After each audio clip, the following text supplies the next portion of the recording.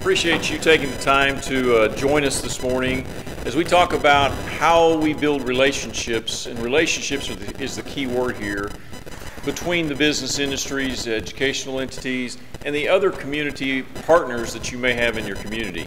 So we've created a panel today that kind of represents our region. Myself, Scott Fry is the Director of Workforce Development at Mid-America Industrial Park. Mr. David Day is the Career and College Coordinator for Pryor Public Schools. And then Kara Weaver, you heard a little bit earlier from in our student panel. She's today from Pryor High School. We're going to frame this around our community partners.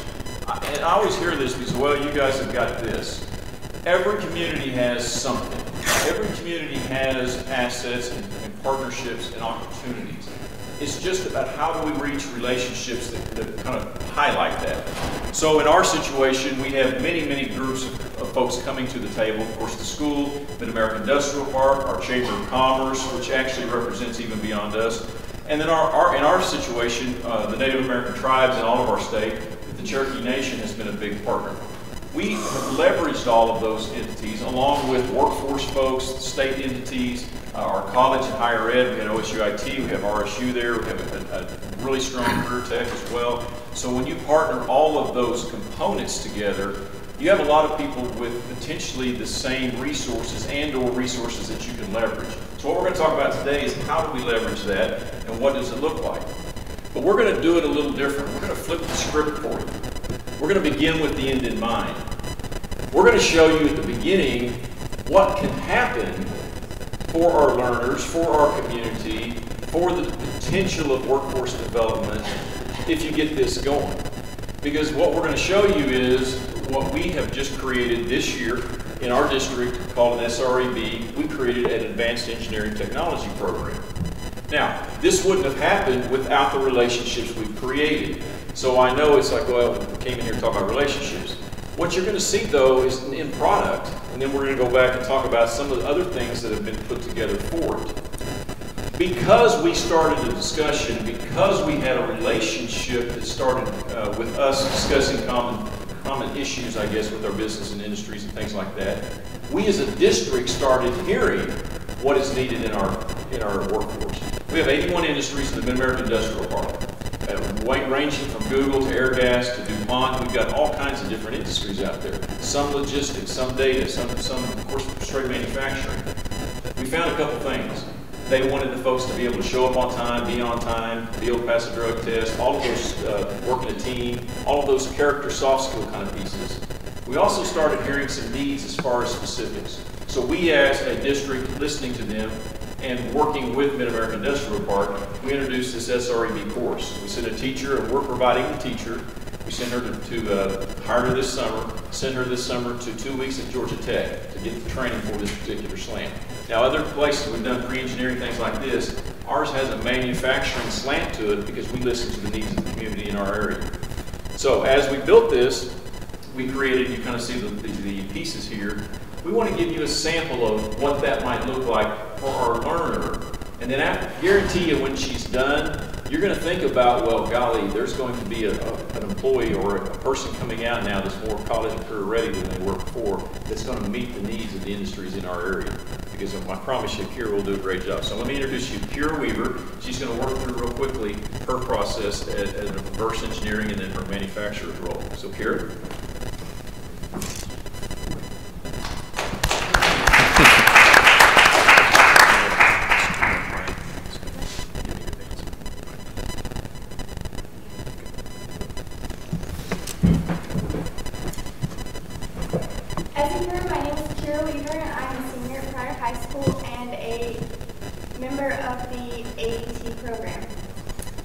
Our first project for this project-based course was to reverse engineer a product.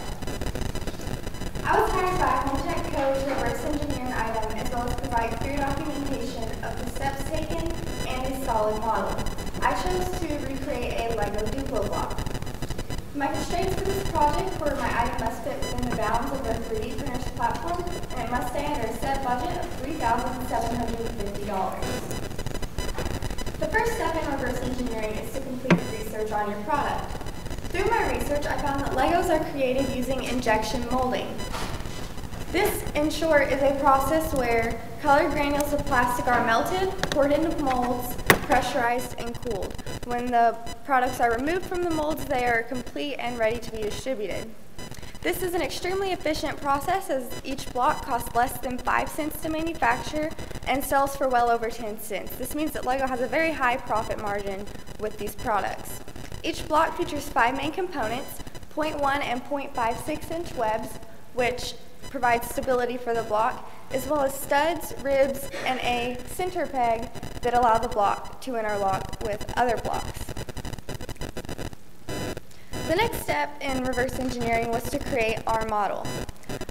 I first took our original LEGO sample, shown in the top right, and took its dimensions and used these dimensions to form a technical drawing, shown to the left. I then used these technical drawings to create a solid edge 3D model, shown on the bottom right. This solid edge 3D model serves as the blueprints for our 3D printer to build the product off of. I printed 4 test prints. Test print 1 printed incredibly small. It was less than half the size of the original sample, and it printed stud side down. I printed it stud side down to give it 4 flat surfaces to build up off of, but due to the less than perfect quality of our 3D printers, it could not compensate for the void in between the platform and the top surface of the block, so the filament did not go in its designated spot. In test print 2, I resized the block to its proper dimensions, and to solve the issue of the filament not building properly, I printed it bottom side down. To do this, I had to lower the center peg, flush with the rest of the block, and it printed mostly properly. The only flaw was that one corner of the block was raised just due to some stray filament left in the 3D printer during the build. Test print 3 printed nearly perfectly with no visible flaws, and test print 4 printed considerably thicker than the other blocks. This prevented it from interlocking. However, this was resolved by sanding down the interior. In a genuine manufacturing environment, this would not be a reasonable method of quality control. However, for the purposes of my project, I chose to resolve the issue by sanding. To be considered a functional block, each block must be 1.25 by 1.69 by 1.25 inches. It must feature all 5 of the original components, and it must fit together with the LEGO sample as well as the other 3D printed prototypes. As you can see in the chart, my solid model takes 77 cents to manufacture. This is significantly higher than LEGO's 5 cents, and additionally, our products take 1 hour and 40 minutes per block to create. LEGO can create hundreds of blocks in less than 30 seconds, so as you can see, our process is not nearly as efficient. We used PLA plastic rather than the standard ABS just due to the fact that that is the plastic compatible with our printers, and our error rate was 75%. This means that only 1 out of every 4 of our blocks met our standards, while LEGO's error rate is 0.0018%, which means only 18 out of every million blocks they create do not meet their significantly higher standards. In all, the reverse engineering of the LEGO Duplo block for Home Tech Co. was a success. However, reproduction of the blocks may not be reasonable for the future due to the cost and time required to produce them this way. The only change I made to the blocks was, again, lowering the center peg flush with the rest of the block to allow the printer to build the blocks properly. And while this project was a success, there are still improvements that could be made, including using a different material, as PLA is an extremely expensive plastic, using a higher quality 3D printer, as nearly every error with the blocks was not human error, it was printer error, which would be therefore resolved by using different equipment, or using a different manufacturing method altogether, as you could lower the cost, but with current technologies there's not really a way to speed up the time that it takes, and 1 hour and 40 minutes does not compare to 30 seconds, and so it would not be reasonable to produce the blocks this way. Project 2 was a continuation of Project 1. We were grouped into pairs and asked to pick one of our products to continue working with into Project 2. My partner and I chose to continue using Lego Duplo blocks into our project based on a manufacturing plan. As an entry event for this project, we went on a plant tour of American Castings located in the Mid-America Industrial Park. This was very great for us because it allowed us to see the entire manufacturing process from start to finish, as well as gain insight on what it's like to work as an engineer and work in a manufacturing environment. In this project, my partner and I were hired by Little Bug's Toy Company to create a manufacturing plan for a product they wished to bring to market. We modeled our new products after Lego Duplo blocks. Our main goals for this project were that our products are safe, cost-effective, and of a high quality. We set an initial budget of $155,300. While this is a very high initial cost, the vast majority of that cost is simply in equipment costs, and therefore this is a one-time investment. Shown here are our orthographic drawing blueprints of the block. These are created from our solid edge 3D model shown in Project 1. There's an isometric top, side, and bottom view, as well as all the dimensions of the product. To begin our manufacturing plan, we needed to complete research on manufacturing plans. Our first major decision we wanted to make was what type of material we wanted to make our products out of. We chose to use plastic due to its low cost and ease to work with. We considered when choosing a plastic the cost, strength, safety, and eco-friendliness of the plastic.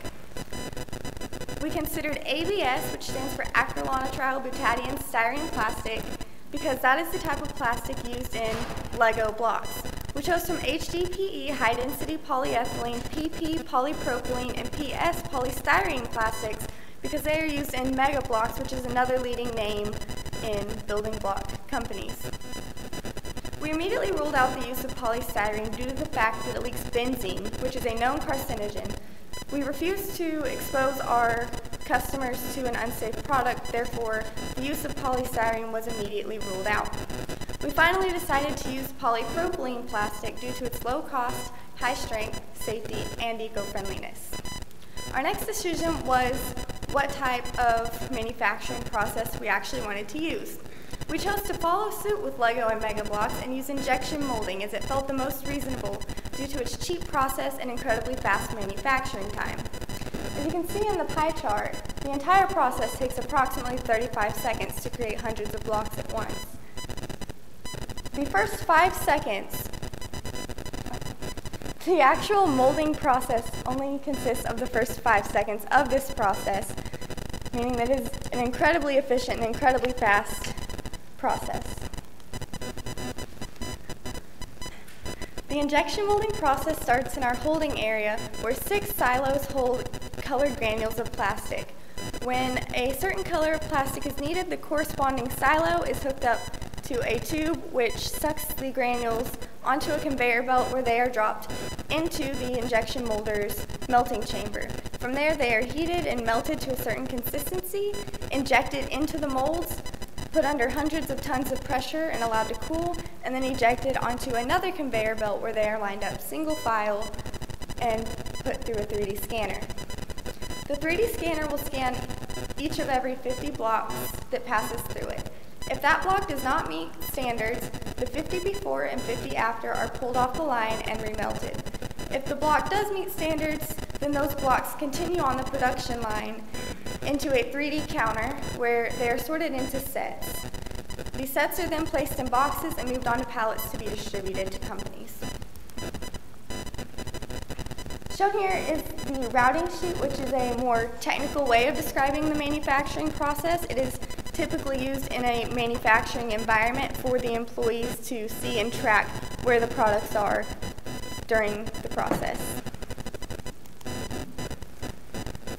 Shown here is our bill of materials. Due to the fact that our products are only made of one material and are also sold in sets, not individually, it seemed counterintuitive to create a bill of materials for one block. Therefore, we chose to create a bill of materials for a set, which is how they will be distributed. Each set consists of 120 blocks, 20 of each of our 6 colors. Each block, as you can see in the chart to the left, costs approximately 3 cents to produce, meaning an entire set costs $3.60 to produce. This is actually significantly lower than Lego, who could produce the same set for a little bit over $5. In this project, we were to research manufacturing methods and create a budget and design a manufacturing process. We also had to provide supplemental documents, including a bill of materials, orthographic drawings, and routing sheets. This project was a success, and we did create a highly efficient manufacturing process. However, there are possible improvements that could be made. These improvements including reducing the number of silos needed by only using white filaments and mixing in the color pigment in the melting chamber. This would reduce the need for 6 silos down to 2 or 3, greatly reducing the cost, as silos were $90,000 of our $155,000 budget. This would reduce the cost by an incredible amount, making the process that much more efficient. Additionally, we could combine the 3D scanner and mechanical counter. Unfortunately, a product like this does not currently exist on the market and would need to be specially engineered for little bugs. And here are my references used. Are there any questions?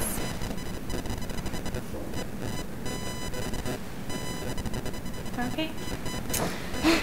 How about a lot? Yes, exactly. And based on the smile on Chuck Mill's face, I'll field his employment application. Yeah, thought you might.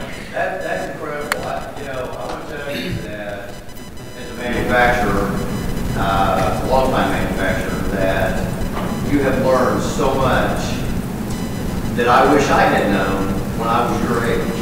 I had to learn the hard way, and some from my dad, but some really from college. You get theory, but when you put that into practice like this, that is incredibly important, and you are ready to go make some dollars. And that's the point we wanted to make with this. While it may, for some of you, may not interest you in the actual process, but that's the point of all of this, is how do we get our learners college and career ready? This started in August. This is 2 projects they went through. We had kids doing reverse engineering on a fidget spinner, on screwdrivers, on Lego blocks. It was powerful. And what David was able to do was bring in, and Scott, they were able to bring in folks from OSU IT, from American Castings, and from other groups who actually served as kind of judges and listened to each of the students as they presented. So they got actual field experience and feedback from people in the industries. That's what we're looking for. This does not happen if we don't have the relationships that we created over the last 5 years at least with Mid-America Industrial Park, with each of the industries involved. We started thinking about the epiphany we had, and I've said this a lot of times, is we had too many kids that were just doing school. They were going through and they had the academic piece figured out to pass, they could do the social piece, and which was a lot of the reason they were there, but they weren't making connections about why are you here today and what's that going to mean for you tomorrow. That's the key piece that we had the epiphany as a district that we weren't doing our job with. We were able to hire the teacher, we were able to do that. There was a substantial amount of equipment required for this class. Mid-America saw the benefit of this. They stepped forward and said, you know what, if you're going to do this, we'll commit and we'll purchase the equipment. Those are relationships. We weren't asking for money, but because of what we were doing and because of the relationship we had developed, we were able to craft our curriculum path towards something that meant something to them, and then they're willing to step forward and say, you know what, this is a powerful piece for us. So how did we get here? It's working with all of these entities. 5 years ago or so, David Stewart, who is now the director, or the coordinator, director, I guess, of the Mid-America Industrial Park, the Oklahoma Ordinance Works Authority, and he set everybody in the community together and said, look, we have got all the resources we need, we've got all these industries, but we don't have the workforce that we need to be able to continue to grow. How do we address that? And that was all the entities we have up here, but also, as I said, the higher ed folks, the workforce development folks, all those different groups. So I'm going to let each of the David and Scott kind of field questions as we go through there, and you're going to see some of the different things that kind of created from that or from community initiatives that were already in place. So Scott, I'll let you start. Okay, so I'm going to assume there's some folks in the room who are not familiar with the Mid-America Industrial Park. Would that be correct? Okay, so Mid-America Industrial Park is located in northeast Oklahoma, 45 miles east of Tulsa, just outside the community of Pryor and Choteau Oklahoma. And so we are a 9,000-acre industrial park, which makes us one of the largest industrial parks in the nation in terms of size. We have 80 companies, 4,500 full-time employees, and Don rattled off some of our employers in the park. So workforce is obviously very important for us. Our sole mission is economic development and job creation. And so we all know in this room that economic development today is workforce. The quality of your workforce really determines how successful you're going to be in your efforts. And so we want to help our existing employers grow. We want to attract new businesses. And so we know that we have to have a qualified and ready workforce. So that's why we're investing as we are today. And so this started a few years back, as Don had said, when Dave Stewart became our Chief Administrative Officer. He quickly realized, that workforce development had to be his #1 initiative if he was going to grow and expand the park. So we made a strategic decision a couple of years ago because we were actually moving down the road to create what we were calling the Mid-America Career Center, and this was going to exist within the industrial park. We're going to take an existing 115,000 square foot facility, move a couple of our educational partners in that being Northeast Technology Center and OSU Institute of Technology.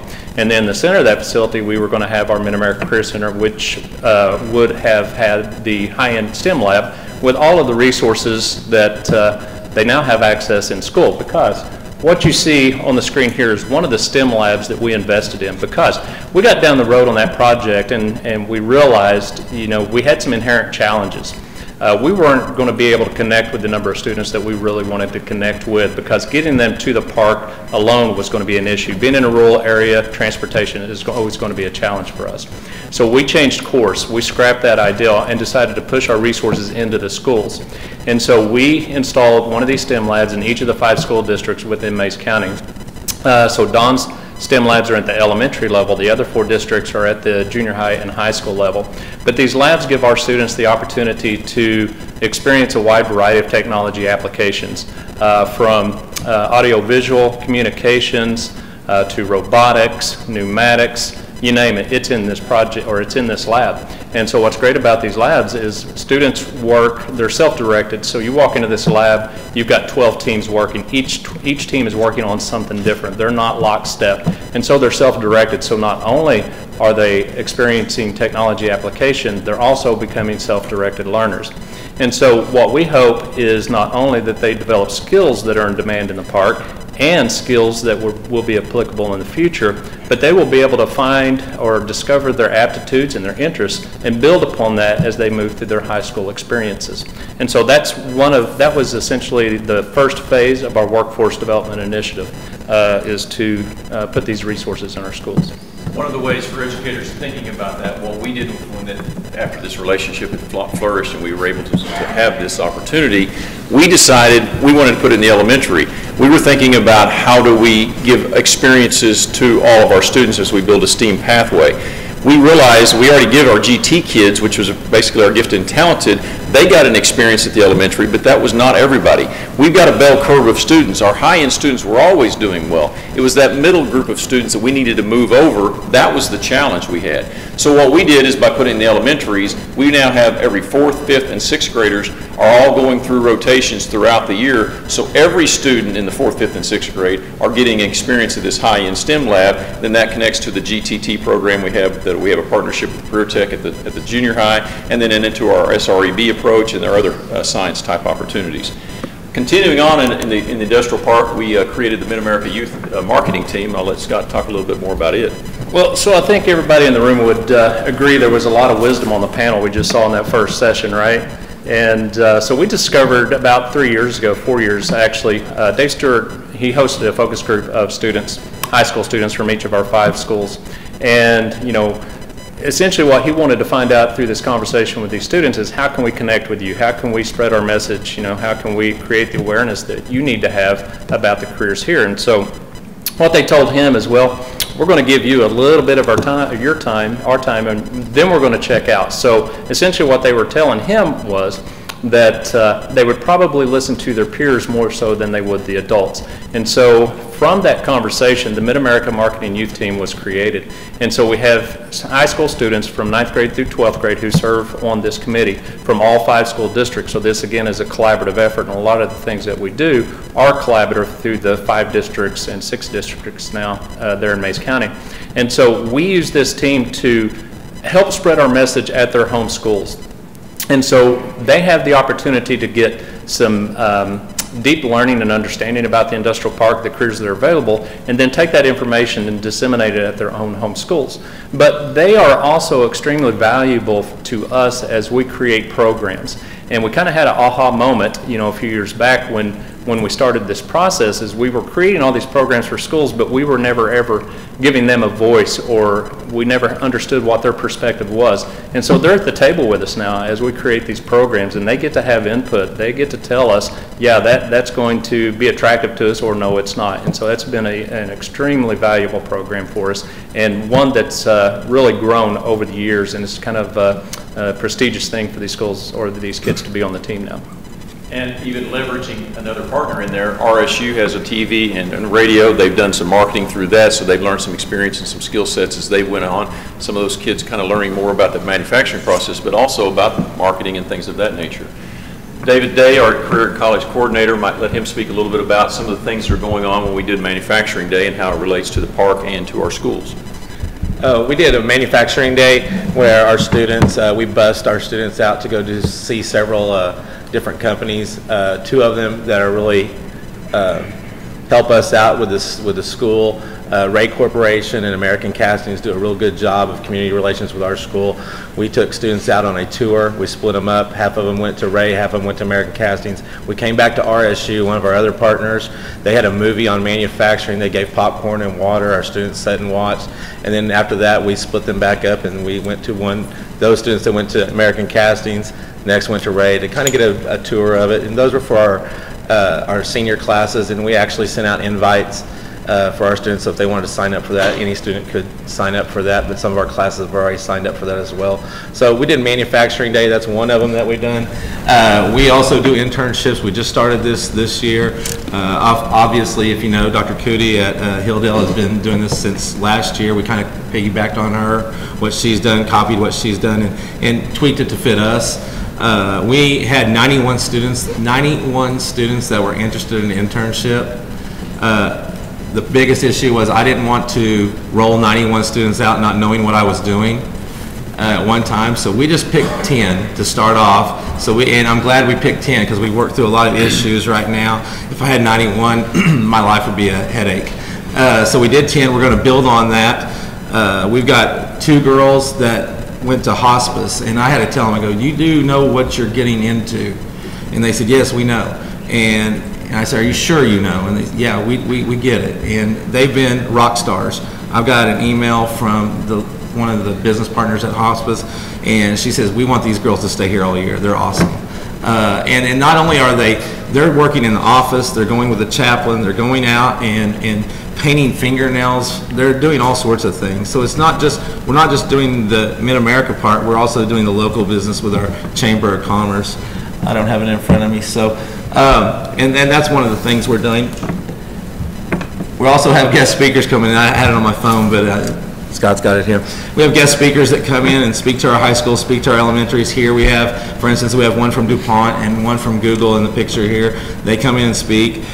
We have, excuse me, in our high school we have a flex period. And what's great about the relationship with Mid-America is I'm kind of the go-between. I'm kind of the liaison. So if I call, and Tanya, who works at Mid-America, we work closely together. I call Tanya and say, hey, I need 2 speakers for Tiger Time today. And I'm telling you, in the next day, I've got 2 speakers for Tiger Time. She gets them for me. And it's really good relationship. She had a presentation the other day. She goes, hey, I need your presentation that you're using today. So I sent it to her. We're good. So, I mean, it's one of those things where we have a great relationship, and we scratch each other's backs, and it's been really a really positive experience. I'm going to let the next one. Yeah, I want to interject just real quick. Part of the structure of our day, though, was changed. We had created a homeroom. Many of you do things like that within your structure of your day, a time for announcements and things like that, or clubs and things. Well, we have our Tiger Time, which is a 25-minute block, and what David was referencing is on Mondays they do character type things, on Tuesday they do something else. On Wednesdays, it's Working Wednesdays. So that whole focus is on information about a guest speaker coming in, it's about a manufacturing job, it's about healthcare job, or whatever. It's some way for us to give some more career awareness pieces within their day. And David has done a great job. Along with that, now we're working all the way through our pre-K through 12 and trying to build resources at each one of the grade levels. And one of our district goals is they do some kind of a career activity during the year. In our early childhood grades, we're trying to do multiple, one semester type things, and we're providing those activities. David's worked very diligently and very hard to try to build those so the teachers don't have to create it as one more thing on their plate. It's built for them, they can go to it, they can access and references as they can. The other thing that this has done is created mentor opportunities for folks that are in the industries. We talked a while ago as Kira was presenting, the industry folks would come in and actually give feedback and things like that, which is extremely valuable. We had 17 Google mentors. And my definition of someone that's an expert, someone from out of town or wearing a Google shirt. When they come in, our kids listen. And we had 2 in the physics class. Both of them have been in the Navy, have been submariners. Just, real captivating because they've got people all over the world. Well, all through American Castings, and you'll see in another couple of slides here, we have mentors now coming in and getting relationships with our kids understanding what the real life situations are and how that occurs. So as these relationships build, you sometimes get grants, sometimes you get money, but if you get people and you get investment and you get these relationships, you end up getting more things than you ever talked about. Can I interject something on that too? One other thing on the internships is with Kira's background, what you saw her present today, she's already going to do an internship at American Castings in the Quality Control Department for 9 weeks, and then we're going to get her an internship. We're working on that right now with GRDA in the engineering department. So that relationship right there is huge for our students. Right. So the next part here is Legos, and that's what I loved about Kira's presentation. Lego's been a part of our community for a long time. Previous to my job at Mid-America, I was with OSU Institute of Technology as director of the campus there, and so in 2002 we started a program that we called Lego Engineering, and it was just a way to expose young people to technology through the use of Lego Mindstorms. And so that program really snowballed on us. We started small, but at one point we were serving over 1,000 kids a year out of our little facility. And just yesterday, I might add that through the New Skills for Youth grant, we had one of our individuals, one of our young people videoed. He's now working for Google. And so they did a video that will be part of this project. But he went through the Lego program when he was in 4th grade, and when he graduated high school, what he knew he wanted to do was live and work in his community. So he remembered that experience, came out to OSU IT to see what we could do for him. And so he walked into the building, and we actually had his picture on the wall from 4th grade way back when. So he was like, well, this is a God thing, this is where I'm supposed to be. Got that degree, and so now he is a facilities technician at Google. So that was kind of a success story that led from this, but things are at a different level today. We work closely with the schools, and a couple of the teachers that we worked with is Kathy Lee and Monica Moore out of prior schools. And so they approached me about 4 years ago and said, hey, we're thinking about doing this FLL team, what do you think? And of course I fully encouraged them. We sat down, we went through some training, and they just went full feed in, and so this is the 4th year competing. If you're familiar with First Lego League, it's not just about the robotics, but there's a presentation portion to it as well. And so this past year, it was identifying an animal or an insect in your community and then bettering their environment. So through their study, they found that bee drowning is a problem. We're losing, of course, a large population of our bees. And so these students, 4th through 7th grade, I believe, on their own decided to create a hydration system for bees, which you see in the slide here. And so these kids worked with Tinkercad out of their STEM lab and created a 3D model. One of the employees at Google printed their first prototype. Then we moved to OSU IT, which had a higher level commercial 3D printer, which helped them refine their product. And so they were chosen to go to Worlds. So they were one of 20 teams to attend Worlds at Washington, D.C. and present their project. So, but that experience really gives them the opportunity to learn so many different things, from the engineering process, the design, the research, and now working towards a patent.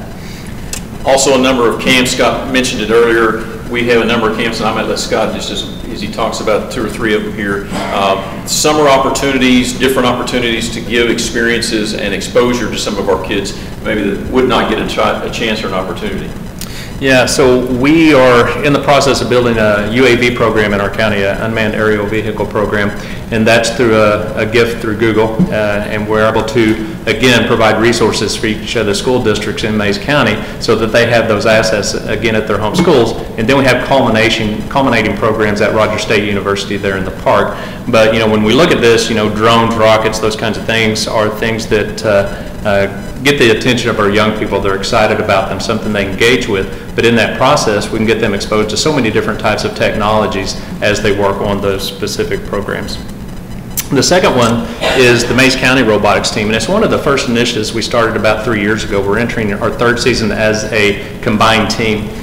In Mays County, again, we had school districts, each of them had a robotics team, but they were kind of flailing to a certain degree. They had small participation numbers, they struggled with resources, they struggled with mentors. So we approached the superintendents, pitched the idea of consolidating these teams and have one Mays County team. So this way we could pool their resources. They were not now competing for corporate dollars. They were going together to get those dollars, and we house them out of OSU Institute of Technology there in Park, which gives them immediate access to technology and resources. So now then, they're right next door to our industries, and so mentoring is something that has increased through this program as well. And this was somewhat difficult because I think, our school systems were more accustomed to competing with each other than collaborating. And so that was a hurdle we kind of had to get over at the beginning, and probably maybe more so with the adults than the kiddos. But it's turned out to be a great thing, and again, puts them right there in the middle of the park and in the middle of the resources that they need to be successful. The next one is Robotics Camp. It's something we've done for years and years, but it too has kind of morphed into something different. So this past year, our high school robotics team was the facilitator of the camp, and they used this as a fundraiser. And they were fortunate enough to have Google behind them too. So we had approximately, I think it was a dozen Google mentors, Googlers, there to help on a daily basis. So, that too is attractive to our young people, and then the young people attend these camps. And then the Aero Game. So this is something that's been going on for a long time as well. It's a Google-sponsored program, again, to expose kids to aerospace technology. And as we went forward, all these different things in camps, a lot of this has been planting seeds. Scott was involved in this community well before I was. This is my 10th year at Pryor. David's come in the last 3 or 4 years and created these relationships in the college career pieces. What we found is the industrial park's been here since, what, the 50s? 1960, yes. Okay, so 1960s. The last 5 years was really the first time we've had a true interaction relationship with the folks in the park. So you say, well, you've got all these resources.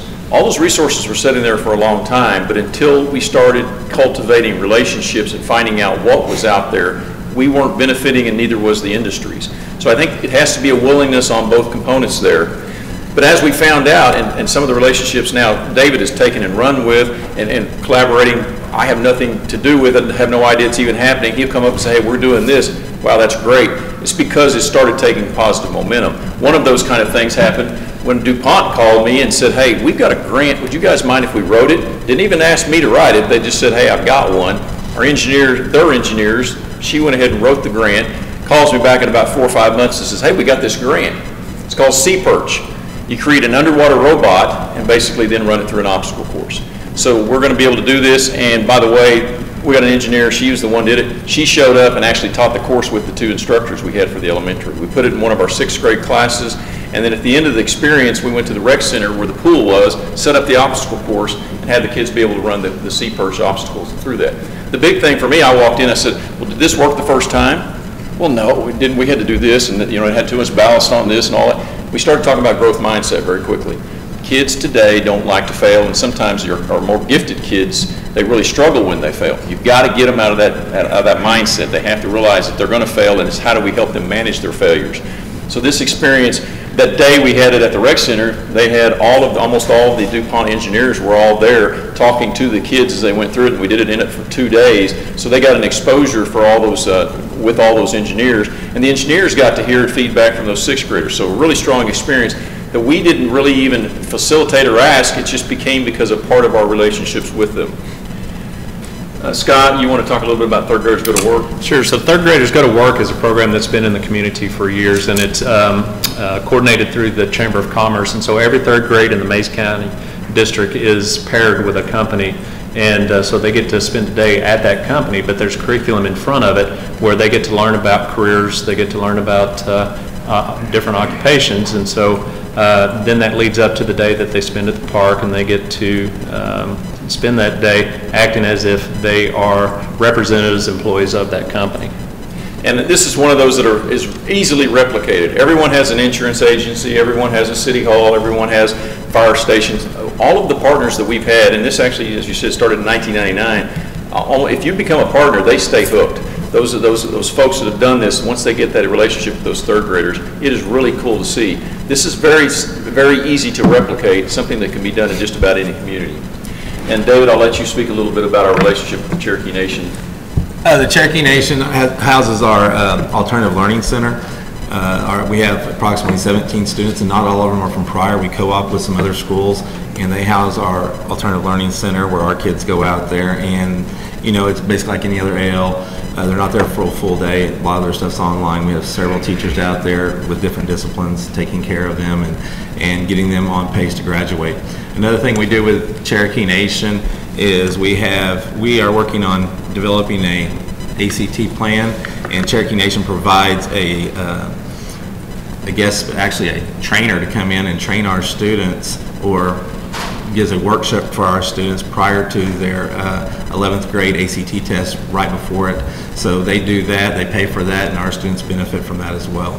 They also pay a portion of our BizTown application, which BizTown, if you're familiar from the Tulsa area, Junior Achievement, we do it at the 6th grade level. Many of you do it 4th, 5th, 6th, but it's an opportunity for students to have a curriculum, and then they actually learn to run a town. They make an application, they do interviews, they go through this process, and then they spend a day actually running the town, and they have actually facades of each one of BOK and RVs, all these different pieces. So that experience is partnered with us by them paying for a portion of that. Having the kids in the park has been a big aha for us. Just having them out there in the exposure, but we've also set up some plant tours. They went to the Port of Catoosa, they've been to Ray, I think they've been to American Castings. So they're getting some opportunities, even though maybe they've hit a speed bump in their situation. How do we get them to where they make a connection to get them where they're maybe making a connection, I want to go here. Getting that middle group of kids that maybe do not have an idea of what they want to do, if you can give them exposures and get them to see something where that's a possibility, then that gives them motivation to continue and move forward. And then last, David, I want you to speak a little bit about and I want to say one other thing before I talk about this. I have a meeting with GRDA coming up. They are on board with our internships, and as I sat down and spoke with them just a couple of weeks ago, they said they could provide about 51 of the 79 career pathways for our students. So that's huge. If we can get them in different areas, not just a manufacturing place, but the ecosystems and different things. There's all sorts of things that I didn't realize that GRDA did, and so they can provide for our students as well. So it's been a really good relationship. On the Career Exposure Week, Tanya at the Tanya Backward at the Mid-American Industrial Park came to me and she goes, "Hey, what do you think about this?" I go, "Let's just do it." I said, and we basically said, "Let's do it." And that was a month ago. We started on it about last week, really, to be honest.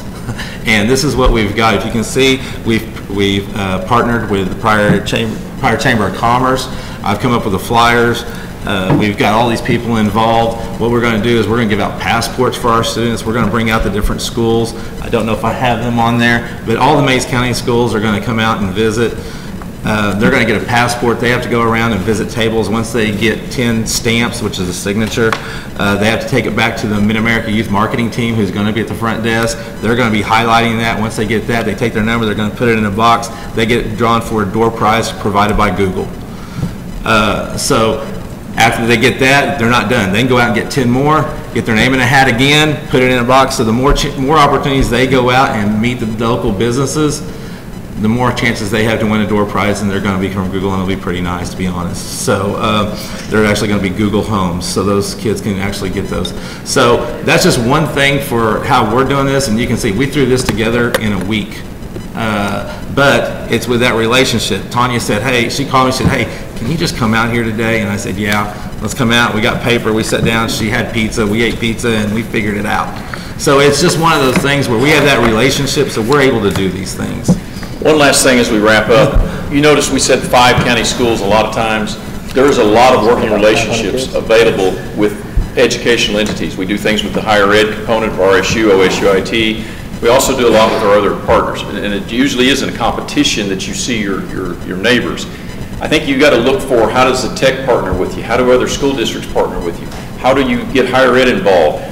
You've got all of you have resources, and our learners are our resources. And if you can put them together in problem-solving opportunities or camps or things like that, you create an opportunity to leverage the resources you have in your community.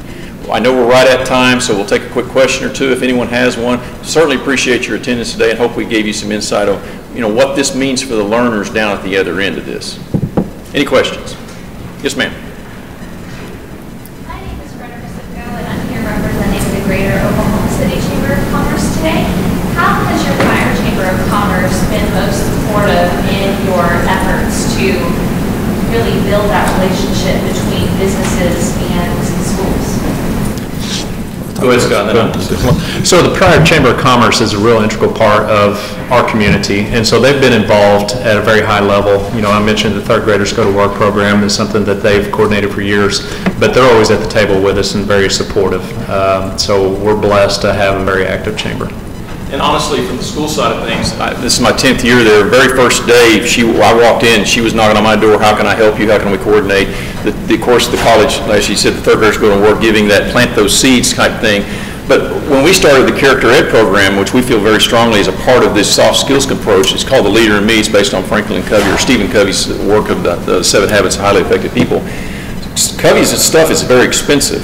So she helped secure a grant for us to be able to start the initial planting of that seed, of us getting started with the Leader in Me in our district. So really, in fact, we wouldn't probably be where we are today if she hasn't worked so hard on the backside of it. And it's seeped into our community, where everything we do now, it's a conversation between Mid-America to the Chamber, to the nation, to whoever. But they've been very integral in that. And they give us time also at our chamber forums. A lot of times the robotics team presents, our student leadership kids present. There are things that they set up specifically to give focus on, hey, this is why we're doing this.